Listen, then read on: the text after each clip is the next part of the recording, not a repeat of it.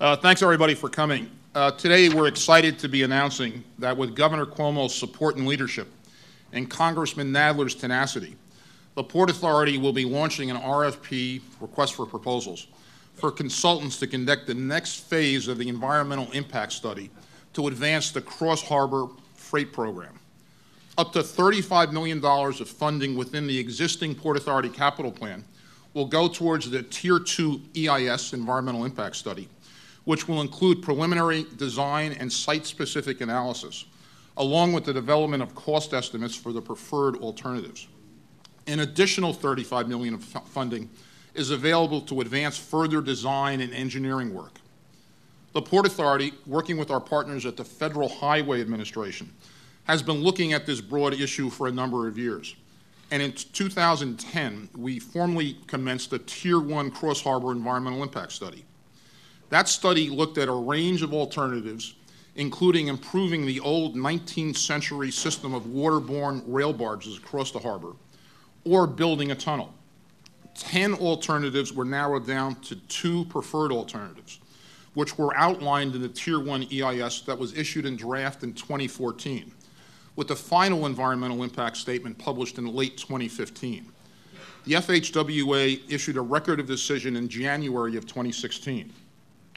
I should note that the Tier 1 work, along with other important infrastructure investments to the existing cross-harbor barge system, were made possible by $100 million in federal funding, which Congressman Nadler was instrumental in securing some number of years ago.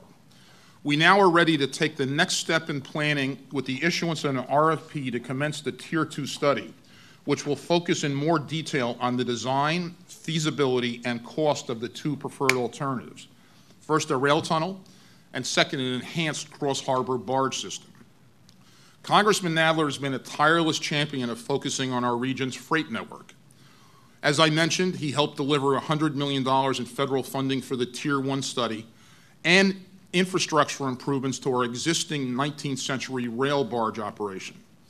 Today, the overwhelming majority of goods and freight entering our region come by truck, primarily from points west of the Hudson River, on highways, over bridges, and through tunnels that are already overburdened with congestion. We need to move goods around the region more efficiently, and that's what this next step is all about. Improving freight movement is a regional jobs and economic development issue. It is a resiliency issue given that it's the backbone of our supply chain. And importantly, it's an environmental and air quality issue. By improving the freight network across the harbor and across the Hudson, the cross-harbor freight program aims to reduce truck traffic congestion, improve air quality, and benefit the economy. The bottom line here is more efficient shipping means real benefits to consumers, lower costs on food and other products. A proposed alignment of the tunnel is on the screen to my right. A proposed tunnel could extend about 5 miles across the Hudson from the portal on the left of the screen at Greenville Yards, Port Authority-owned property in New Jersey, to the 65th, on the right, bottom right of the screen, to the 65th Street rail yards, which are leased by the Port Authority on the east side of the Hudson in Brooklyn. Today, with Governor Cuomo's leadership and focus on modernizing the state's infrastructure and bringing it into the 21st century, we're ready to take the next step forward and lead the way. With that, it's my honor to introduce Congressman Nadler.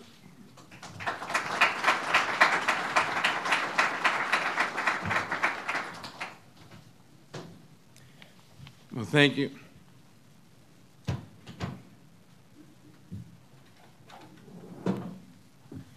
Thank you very much, Pat. I want to begin by thanking you and thanking Governor Cuomo, without whom we would not be celebrating this milestone today. And thank the Port Authority and Pat Foy, who along with the Federal Highway Administration have taken the lead in sponsoring this project through the Tier 1 EIS and now to the Tier 2 EIS. The construction of a rail freight tunnel under New York Harbor is about a lot more than building and digging. It is about realizing that the New York region needs a better way to move goods, not only for improving the efficiency of transporting goods in and around our city and region, but for the future economic welfare, our future quality of life, our environment, our health, and our security.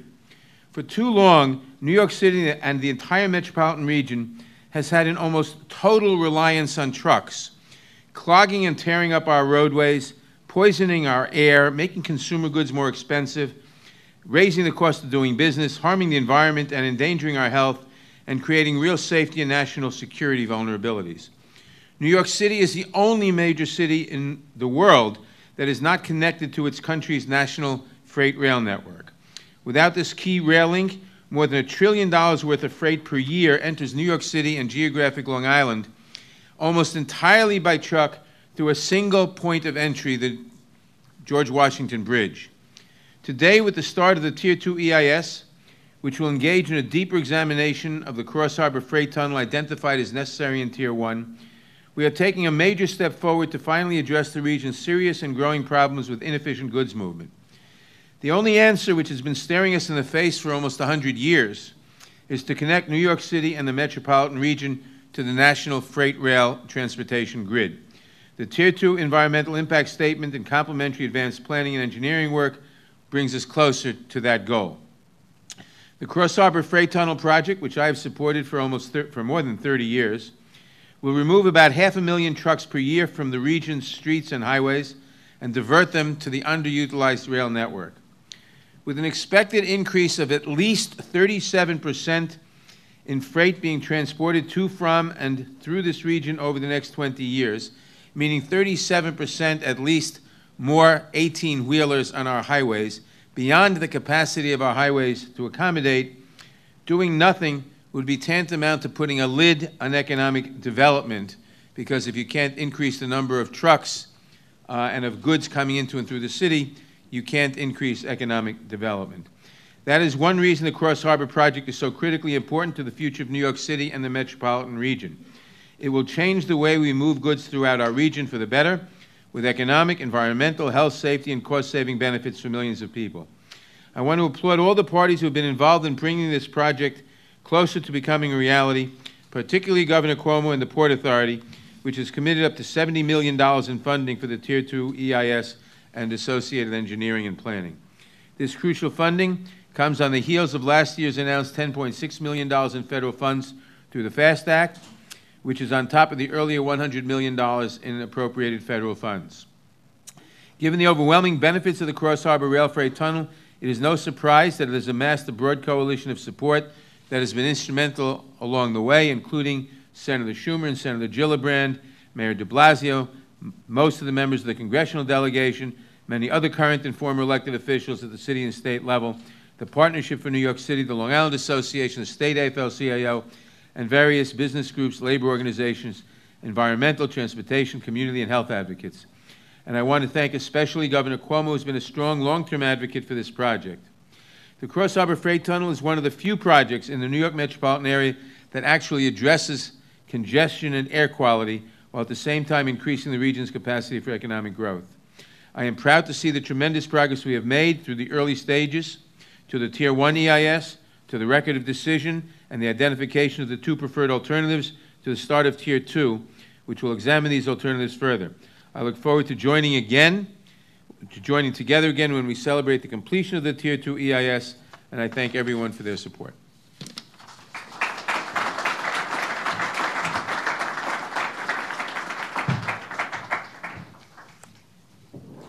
Thank you very much. Good afternoon to all. First, I'd like to applaud Patrick Foy for his leadership in making the progress that we're announcing today. And to Congressman Jerry Nadler. Congressman Nadler is probably one of the nation's foremost experts when it comes to transportation and infrastructure, as well as funding mechanisms for that transportation and infrastructure with all his federal knowledge. So I applaud him. I applaud his stamina, tenacity, and his vision on this project, because he was right, and he was right a long time ago. Sometimes it's common sense. I was in Washington for 8 years. I was HUD secretary. And when I would be visiting a city, I'd be flying into the city, and I would just look out the plane window as we were landing, and I would look at the landscape and count the number of cranes that were up and how much construction was going on. And that would be a likely barometer of the success of that city or that region. Why? Because either you are building and you are developing, or you are getting passed by. It really is that simple. If you're not building and growing and developing, someone else is. And if you're standing still, someone is going to pass you by. Now, for too long, this region has lived on the legacy of our grandparents. When was the last time we built a bridge? Well, except for last week. But before that, Verrazano Bridge, 1964. When is the last time we built an airport?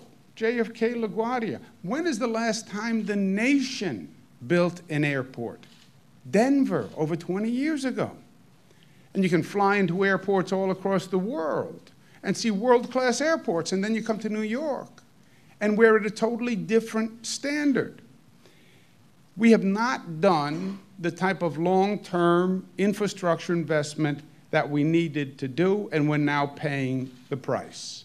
And now we're in a very difficult situation because we need long-term projects done, and we need them done tomorrow. And it just doesn't work that way. Now, much of what we've been doing has been focusing on moving people, right?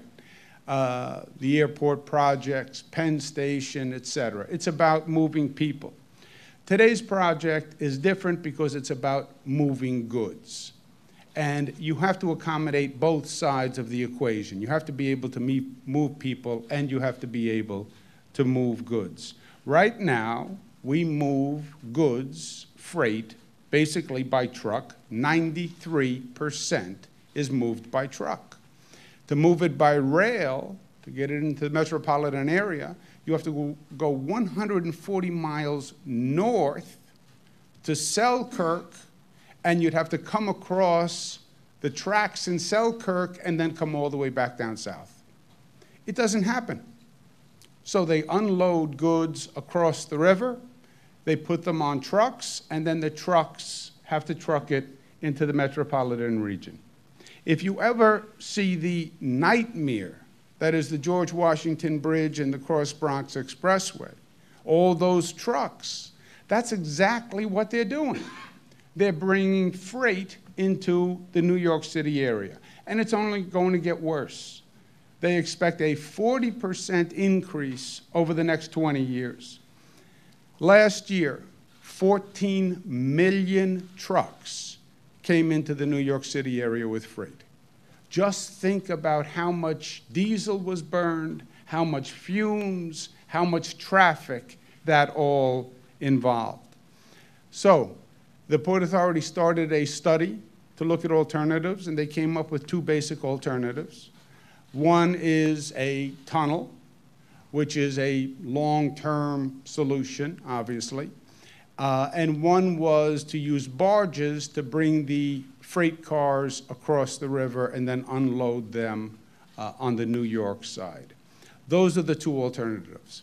What this step says today is study both alternatives, come up with a final decision, do preliminary design work on them so we know how much they would cost. Let's make a decision and let's go. This will be done by an RFP that goes out for a study.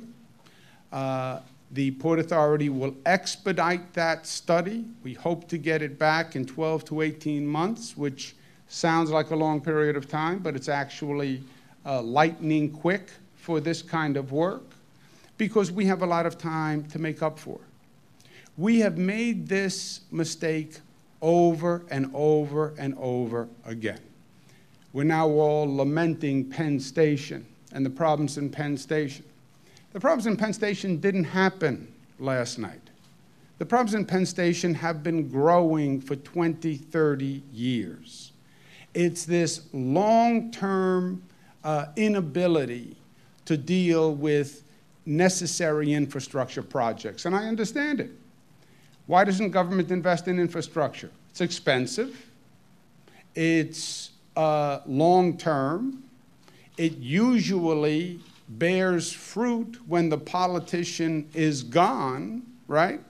It's management intensive.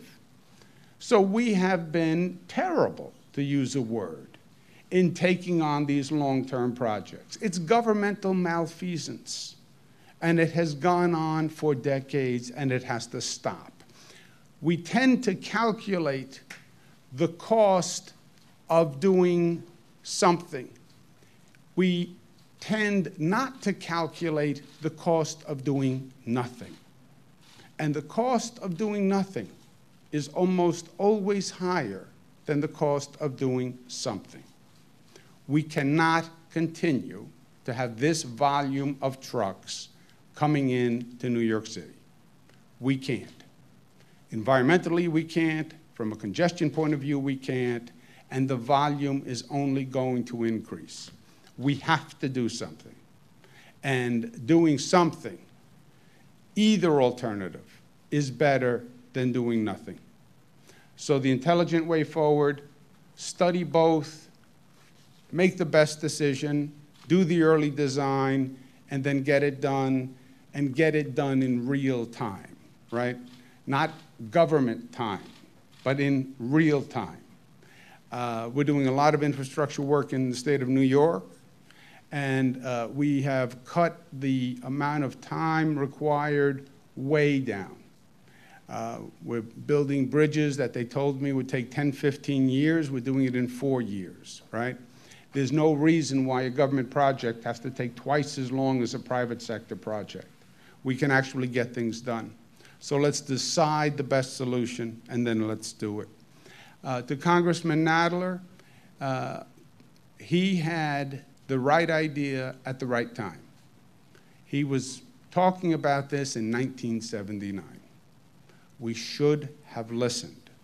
We would have been in a much, much better position had we listened to the congressman in 1979. Let's listen to him now. Thank you very much. Let's take questions on this topic, and let me ask the executive director and the congressman to join me for questions on this topic.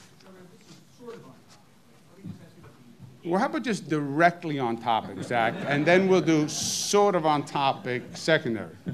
Or rephrase it so it is exactly on topic. This is on topic. Okay, good. It's a better start anyway. I just want to ask you about the gateway tunnel. Do either of these complement each other, preclude each other? Do they go hand in hand with one prevent, would one have to go first before the other, assuming this is a tunnel? Yeah, I will give you the answer, and then I'll turn it over to people who know to give you the smart answer. They're two totally separate projects. The Gateway project has to be done. We've been talking about the Gateway project. We're making progress. New York has made a commitment. New Jersey has made a commitment. Port Authority has made a commitment. That's underway. That will move different trains than this tunnel, and both are necessary from my point of view. But So, Zach, the answer is no. The Gateway project is a rail tunnel. It's a passenger rail tunnel. It'll serve hundreds of thousands of Amtrak and New Jersey commuters each day. The Cross Harbor Tunnel is a freight tunnel. It's a rail tunnel, but a freight tunnel. The congressman, actually, one of his many achievements in Congress was to create separate pools for freight funding. We're going to need, last point I'd make is, the Gateway project and the Cross Harbor Tunnel project will both require significant amounts of both federal grants, and the congressman we expect will take an active role in that, as well as significant amounts of federal loan programs from USDOT. Yeah, I mean, that's exactly right. Much of what the federal government does in transportation is obviously for passenger transportation. There are funding sources for that. Gateway will need some of those funding sources, and Gateway is an essential project to move people. The rail freight tunnel, I believe, is an essential project to move freight. It is not in competition because it will seek freight funding from sources that the federal government, that Congress has made available, for which passenger transportation is not eligible. It's two separate pots of money. Both projects are necessary, and they will go in different rail lines, by the way, so they don't conflict there either. Port Authority Chief Pat Boy, it's on infrastructure, but given the rain we saw earlier, there was reports of leaking in the Oculus. This is a new station, it costs a lot of money. Why is that station leaking from heavy rain, and what can you say? Actually, I have to say, I've not heard those reports. I don't think there are leaks. I think there's a substantial amount of water, which as we walked through the Oculus to get here, was being swept from people's umbrellas, clothing, et cetera. I'm not aware of any leak. You're a very quiet bunch today. Any other questions? Okay, thank you very much. Thank you.